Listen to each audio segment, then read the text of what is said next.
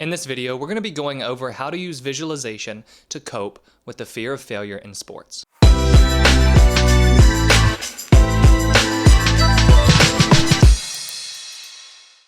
Hey there, I'm Eli Strawman, a performance coach and the founder of SuccessStartsWithin.com.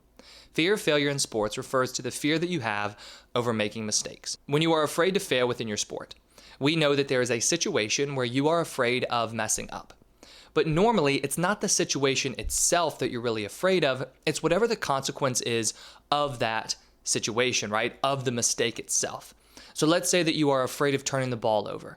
Are you really afraid of the act of turning the ball over, or what will happen if you do turn the ball over? Maybe the other team scores, coach yells at you, benches you, your teammates are mad at you.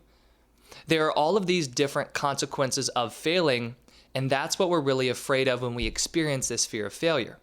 But how does trust play into this? Well, if I'm afraid of making a mistake, to the point where all I'm worried about is trying to avoid making that mistake, do I have a lot of confidence in myself and trust in myself that I can go out there and play well? Probably not, because if I had that level of trust, I would be able to let go and simply play. The biggest reason that fear of failure will hold you back within your game is because when you are afraid to fail, the mind is focused on wanting to avoid mistakes. Now, when you want to avoid mistakes, the natural response for your mind will be to play it safe, to play scared, timidly, and just hold yourself back. And this is where you may have felt yourself playing with your foot on the brake. You're not being as aggressive, you're not taking as many shots, you're not charging the ball as much as you need to, you're not calling for the ball as much. Whatever sport you play will have its own definition of what it means to play with your foot on the brake. But that is the number one behavioral response to playing with the fear of failure. Now, when we know that you are playing to avoid mistakes, we know that the opposite of that would be letting go and allowing yourself to play aggressively, to play confidently, freely, whatever that looks like for you. Now, you can't play confidently, aggressively, and freely if you don't trust in your skills, especially if all that's on your mind is this idea of needing to avoid mistakes. The way that visualization plays into all of this is that we can use visualization to help build trust and confidence within yourself. But we can also use visualization in a different way to help us manage the consequences of the mistakes. And I'll talk more about that later. But what I want us to focus on right now is the idea of using visualization to build trust. When you trust in yourself and your game, you're able to let go. Whenever you let go and you simply allow yourself to play, this is where you find yourself performing up to your potential. I was talking with a baseball pitcher just yesterday, actually. We just started working together, who's experiencing a lot of fear when he pitches. One of the ideas that he and I were discussing was when he is afraid of walking batters, he takes some off of his pitches and he overthinks his mechanics. When he throws well, he's trusting in himself. Most importantly, he's trusting in his command. So he allows himself to just let go, throw as hard as he can, just pretty much look at his target and trust his body to take over. Now, it's no coincidence that when he's trusting himself and he lets his body take over, he ends up throwing his best. And when he's trying to over-control everything and he's overthinking his mechanics, he ends up throwing poorly. When you trust yourself, when you let go, this is where you play your best.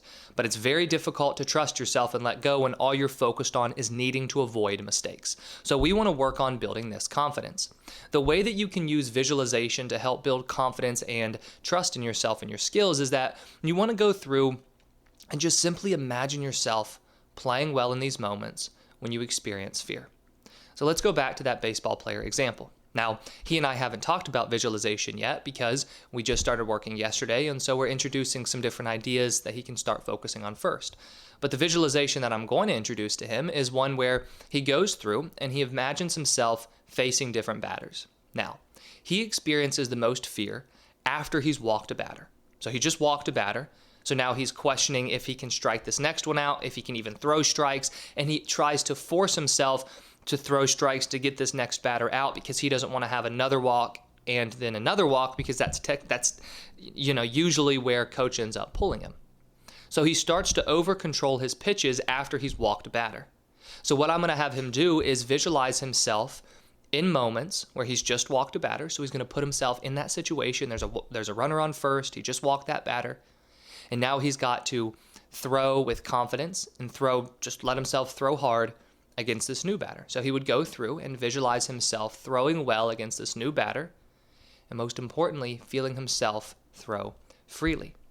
So what you can do when you're doing this visualization is imagine the situation where you are the most afraid to fail. You want to make that situation real for yourself. Go into detail, really picture it in your mind. Once you have that scene created, see yourself perform well in that moment. Now, whenever you're going through visualization like this, we know that we are targeting moments in your game where you are experiencing the most fear. Now, if you're imagining yourself playing in a situation where you typically experience fear, do you think it will be easy and natural for you to see yourself play well? No, it's going to be very difficult for you to imagine yourself playing well in that moment. So you need to have patience with yourself, and this will take practice. But the more that you can visualize yourself performing well in moments where you typically feel fear, the more trust you are building in yourself. And remember, the more trust you have in yourself and your skills, the more you're able to just let go and play freely in these moments of fear. Because when we take this idea of playing with confidence and we translate it to a game, we know that in the moments when you are experiencing the most fear, playing with confidence and allowing yourself to just play freely, and with that baseball pitcher example, throw his hardest, it does not feel safe. What feels safe is playing safe, holding yourself back, which is why that's the natural and automatic response that your mind has.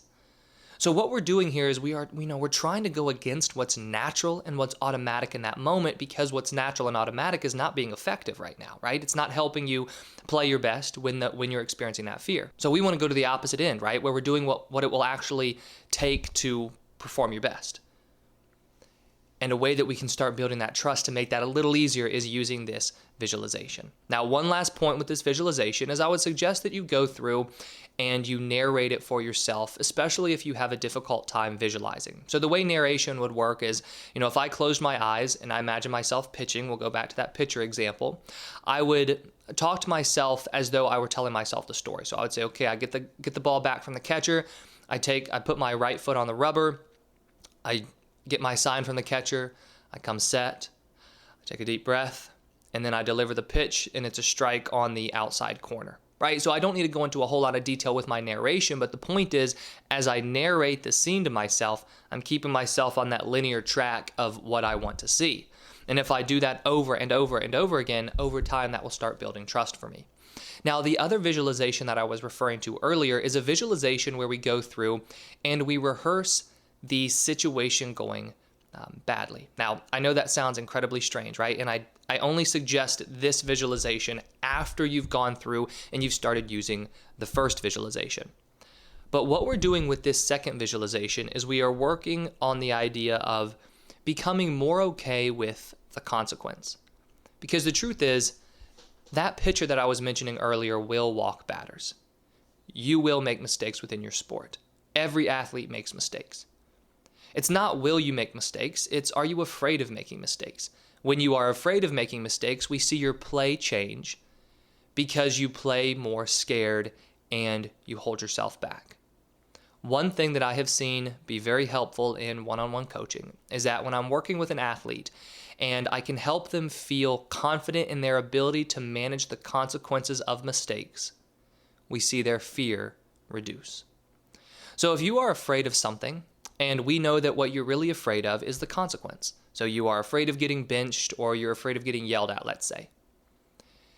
If we know that that's where your fear is really focused, and then we can make sure that you're okay with that, not happy about it, not super excited to get yelled at, right? But you say, look, if I get yelled at, I know how to handle it. Is there as much to be afraid of in the first place? No. Because in the beginning, you know that no matter what happens, you will be able to handle the situation. When you know that you're able to handle the situation, it does wonders for reducing the fear you have in the first place. So with this visualization, what you do is you imagine yourself, or you mentally rehearse, the consequences that you are afraid of.